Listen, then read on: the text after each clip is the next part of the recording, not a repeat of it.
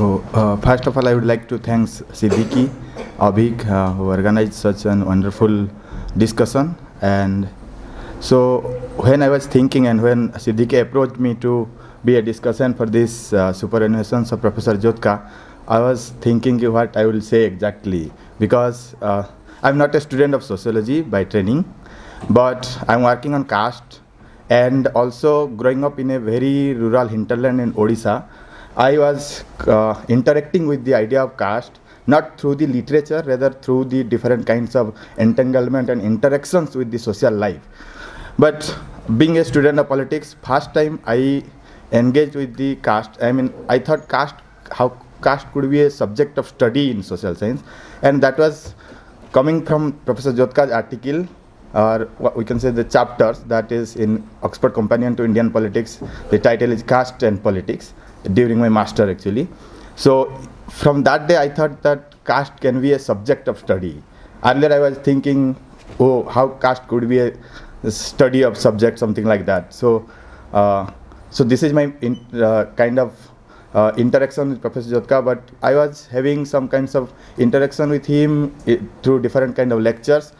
First I interact with him in Ambedkar Summer School in Nainital, where I came to know the concept of hierarchy, something very new way. Earlier we were thinking hierarchy in a very different context. So that unpacked my understanding of caste in a very different way. Therefore I am bringing, and I am thinking to do the caste questions here, particularly with the idea of power.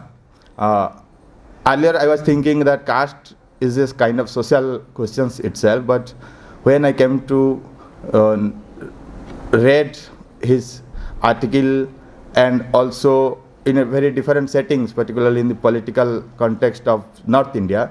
Why I am saying North India? Because in Odisha for a long period of time caste was not subject or part of the political participation, and most of the political parties never do any kind of mobilization strategy on the basis of caste identity, though it is exist in a everyday social phenomenon in the context of violence, in the context of ritual hegemony and everything.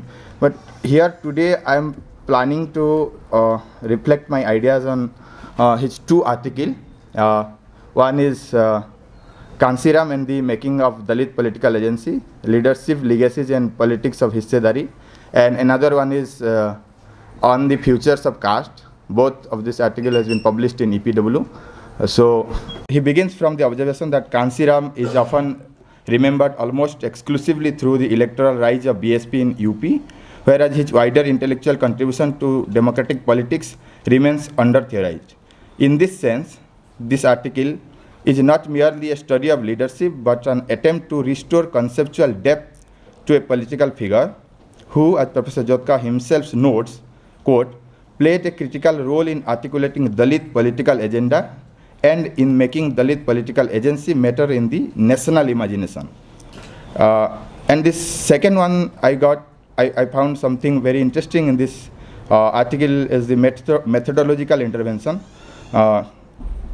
Especially important in this article where Professor Jodhka observation that leadership has remained relatively understudied in Indian social sciences, while most available writings appears in biographical and autobiographical form, often in celebratory mode. So this is an important claim, but it also raises a questions. For me, this is kind of doubt, not exactly the questions also I can say. What exactly distinguishes biography from a social science study of leadership? Because recent works such as Bina Sitapati's Jugalbandi, the BJP before Modi, also use biographical form, yet they illuminate institutional formation, ideological negotiation, and elite interactions in democratic politics. In that sense, biography itself can become analytical when conceptually framed. And there are lots of literature, those scholars who are working on the intellectual history or different politicians or the intellectuals in modern India also. We can take examples like Karthik Ramanoharan work on Periyar, a study in political atheism. So why this question is coming to me, that you are also here trying to show us Kanshiram was not only a political strategy or politician, rather he was a political thinker. If you would enlighten us more this distinction when you say leadership studies remain weak because biographies are often celebratory. So do you see analytically rich works like Jugalbandi as still outside social science, or should biography itself be treated as a valid methodological route when theoretically organized? That is why Kanshiram becomes methodologically interesting. As Professor Jodhka himself shows, he did not leave behind a single philosophical text, and his politics must be reconstructed through life trajectory, organizational practice, and political language. What is striking is that Professor Jodhka conspicuously refuses to read Kanshiram merely as a strategist of electoral mobilization. He explicitly says that he wishes to examine, quote, the manners in which his legacy continues to shape contemporary Dalit political thinking and its influences on the larger ecosystem of the democratic political process of India. This shift is important because it moves Kanshiram from the category of party organizer into the domain of modern Indian political thought. In other words, the article argues that Kanshiram should be read not only through electoral outcomes but through the political concepts he generated. The most important of this concept, that is in the title itself, Hissedari. Jodhka interprets Hissedari not as a narrow demand for quota or office, but as a representational reimagination of democracy itself. When he describes Kanshiram's politics as an additive strategy to visualizing Indian society and arguing for an identity-based representational space for communities in the Indian political system, he is identifying something deeper than electoral arithmetic. The phrase additive strategy is particularly important because it suggests that Kanshiram's political imagination worked by assembling historically excluded communities into a new democratic majority. And this is where the slogan जिसकी जितने संख्या भारी उसकी उतने हिस्सेदारी becomes more than campaign line. It becomes a theory of political legitimacy. Numbers are no longer merely demographic facts but claims to power. So what makes this especially significant for me as a student of political science is that Professor Jodhka shows us how these imaginations turn caste from a vertical order into horizontal political field. He writes that Kanshiram's framing made it possible to turn the logic of caste from its existing vertical frame to horizontal one. This sentence perhaps captures the strongest theoretical contribution of the article because it explains how caste, without disappearing, becomes reorganized under democratic competition. Hierarchy is not abolished, it is politically rearranged. At the same time, I think this is precisely where one conceptual tensions emerge in the article. Although Professor Jodhka carefully demonstrates that Kanshiram moved towards a Bahujan imagination, quote unquote Bahujan, the title still foregrounds Dalit political agency. So why this kind of things like Bahujan, not Bahujan but only Dalit political agency? This becomes especially interesting because Professor Jodhka in this article itself repeatedly shows Kanshiram trying to move beyond Dalitness or Dalitpan as a closed political identity. So Professor Jodhka cites Kanshiram's own warning that Dalitpan has become the biggest weakness of Dalits. It makes them dependent like beggars. Beggars can never become rulers. So this statement is politically radical because it signals a decisive shift. Suffering alone cannot be the basis of political power. Rulership requires another language.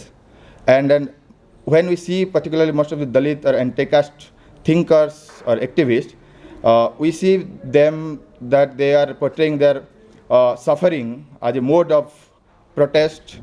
But here Professor Jodhka trying to show us how a Dalit leaders like Kanshiram could be looked as a persons of dignity, confidence, courage, who assert his identity not showing as a kind of suffering, rather as a kind of confidence and dignity. And here, when he's talking about this Dalitpan, Kanshiram's disagreement with some extent, B.R. Ambedkar becomes so important in this reading. The article carefully notes that while Kanshiram remained deeply shaped and inspired by Ambedkar's philosophy, he departed from him in strategic emphasis. Professor Jodhka recalls Kanshiram's own retrospective admission that when he first read Annihilation of Caste, he believed caste could be destroyed, but later concluded that caste was too deeply embedded in everyday social life to be simply wished away. That led him to argue that caste had to be politically handled because what appears to us a source of all our problems could also be a source of opportunity for us. This perhaps one of the most important philosophical moments in Kanshiram's political thought. Caste is no longer treated solely as an oppression but as a field of political conversion. Yet, if this is the case, then my question is whether the article underplays the conceptual force of Bahujan by retaining Dalit political agency. And this is where, when the article is talking about very analytical framework, it becomes especially relevant to contemporary politics, where he notes that caste-based mobilization simultaneously generated jati-based fragmentation, making communities available for multiple electoral maneuvers. His observation that post-2014 politics demonstrates how superior organizational resources can effectively manage such fragmentation. And this is a very important point that for a period of time, most of the political scientists like Suhas Palsikar and others who argues that Dalit politics has declined. Here, Professor Jodhka is bringing something like that Dalit politics has not declined, but kind of caste-based political parties, we can say that has been declined, rather because most of the other political parties who is not the ethnic caste, like Kanchan Chandra and all said, like BJP and other political parties are also trying to mobilize the Dalit voters. So this is a very important intervention. I feel that there is no caste or the Dalit politics has been declined, rather it is the, we can say some extent the ethnic caste, ethnic party or the caste-based political party has declined. And the second important article of him I have read for today's discussion is on the future of caste, futures of caste. So this article is stimulating and conceptually provocative, I can say. What I find particularly important in this article is that it does not merely revisit the familiar questions of whether caste persists, but instead asks a more demanding question. If caste has for so long been understood as incompatible with modern democracy, constitutional equality and capitalist mobility, why does it continue to remain central to Indian social life? This question he himself asked in the article. The opening move of Professor Jodhka here is itself analytically sharp because it unsettles the expectation that caste should already have disappeared under modern conditions. His reformulation of the questions rather is in this article: why has caste not gone away and who is not letting it go? Immediately shifts the debate from moral expectation to sociological explanation. I also find his methodological reflection on caste research highly important, especially when he writes that, quote, the context is particularly complicated when a subject or a research questions also gets tied to the identities of the researcher and those being studied. In this case, it gets more difficult and complex as the subject of caste is the bearer of a diverse range of identities and locales. It is hard to escape its gaze even in the academic field, particularly for a researcher based in India, and whose audience is also likely to be primarily Indian, unquote. This is an important acknowledgement because caste does not only exist as an external social fact, it also structures knowledge production, legitimacy of speech, authority of interpretations, and the politics of who can theorize caste, like Guru and all also talked earlier. And from what social location? Somebody is talking about the kind of questions of caste. Yet precisely because he foregrounds this complexity, I think the article invites a stronger interrogation of how positionality itself shapes which dimensions of caste become visible and which become relatively underemphasized. In this article, Professor Jodhka's first major intervention is against what he called the dominant framing of caste in moral language. He argues that existing discourse remains trapped in three assumptions when they study and explaining the idea of caste. First, that caste is completely associated with Hindu religion. I think Dhatri also made this kind of point initially. The second, that caste belongs primarily to the typical Indian village. And third, that caste is essentially a feature of traditional social life. This critique is important because it exposes how even progressive social science often inherits a static conceptual vocabulary in which caste appears either as civilizational residue or as moral backwardness. When he says that such framings ignores the obvious materiality of caste, which is the very, very important argument in this article, he is asking us to look beyond normative denunciations and toward the concrete relations through which caste continue to organize excess, labor, status, and exclusion. However, while this shift is analytically productive, my first concern is whether in moving away from ritual and moral framings, the paper risks underestimating the continuing force of ritual authority itself in reproducing caste powers.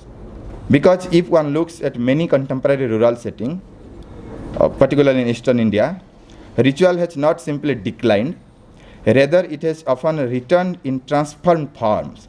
In my own fieldwork in Odisha, one observes that local ritual systems once organized by Dalit, Adivasis as specialists or these priests now are increasingly being absorbed into Brahminical frameworks.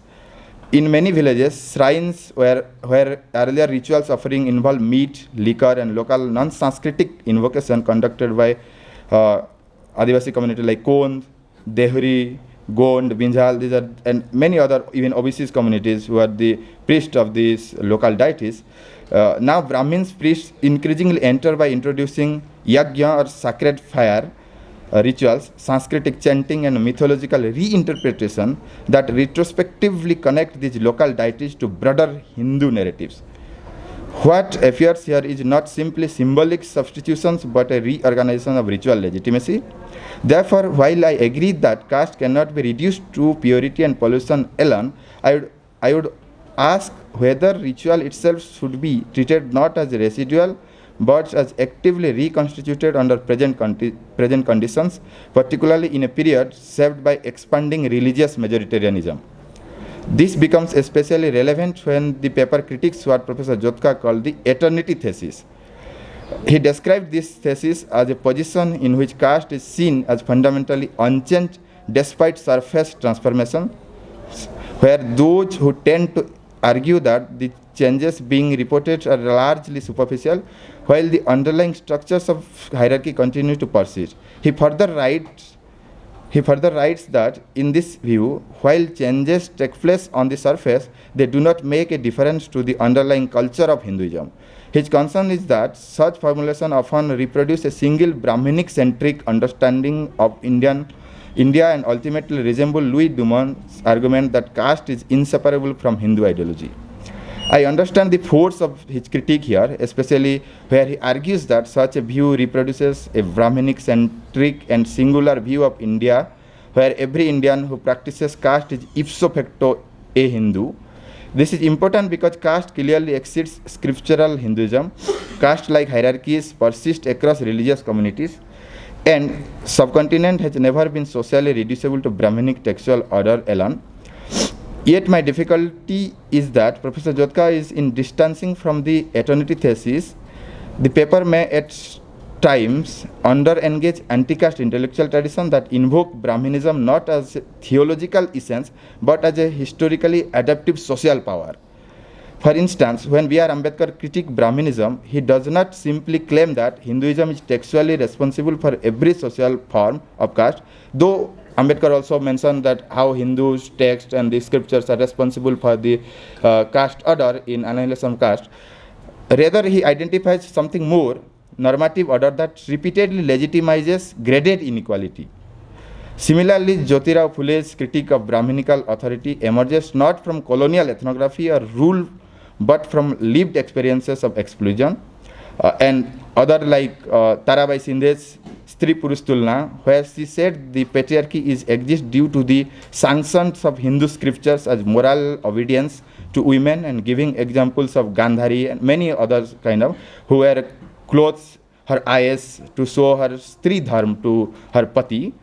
Therefore, when Dalit scholars or anti-caste thinkers foreground the continuing moral grammar of Brahminism, it may not be sufficient to read them through Dumontian essentialism or Orientalist perspective alone, or contemporary Dalit activists or scholars, as Professor Jodhka cites like Gopal Guru, where he is talking about the Sanatan Dharma. I think he quoted it from some of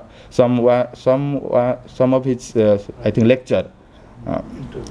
So their concern is often that hierarchy, which Professor Jodhka himself highlighted very deeply, survives precisely because symbolic authority remains socially available in power and economy in most part of India. This is where I feel the article could engage more deeply with the difference between colonial textual reduction and anti-caste critique. Colonial Orientalism certainly codified caste through Brahmin interlocutors, but anti-caste thinkers mobilize critique against Brahminical authority from within the historical experience of humiliation. The two are not identical intellectual projects.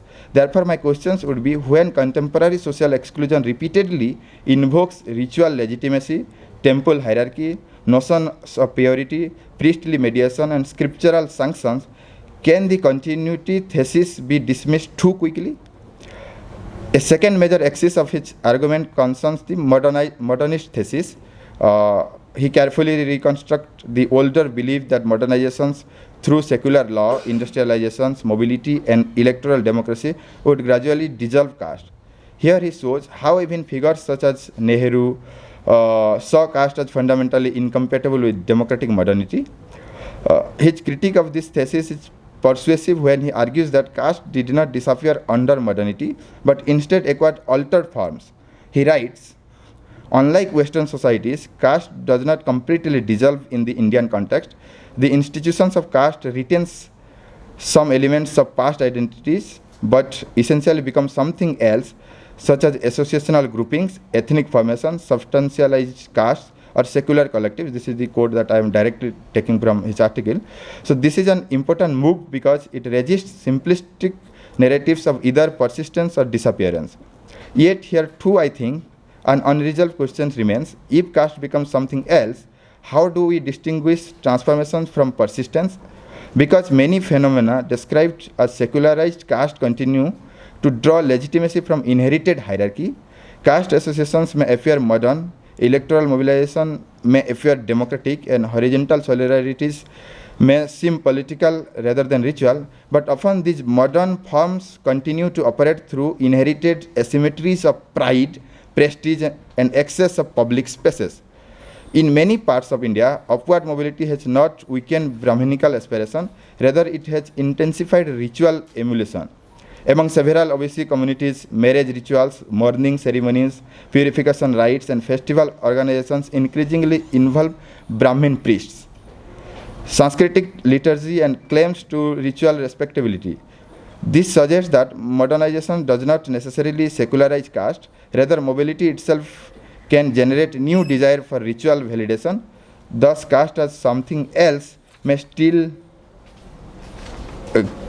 carry old symbolic hierarchies in altered institutional forms. Last thing, yeah. At the same time, I would like to push this concept further by asking through what exact mechanism, like when he is talking about the materiality of caste, how this materiality of caste that he is talking, the power and economics, what the exact mechanism this materiality operates today in the everyday life of the people, because materiality itself is historically produced. If land remains concentrated in certain caste, if educational capital is inherited, if bureaucratic familiarity and employment networks remains caste coded, then materiality cannot be treated as analytically detached from historical ritual legitimacy.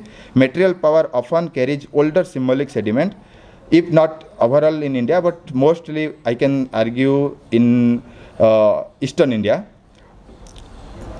So I have lots to speak, but I think time is, yeah. Okay, thank you.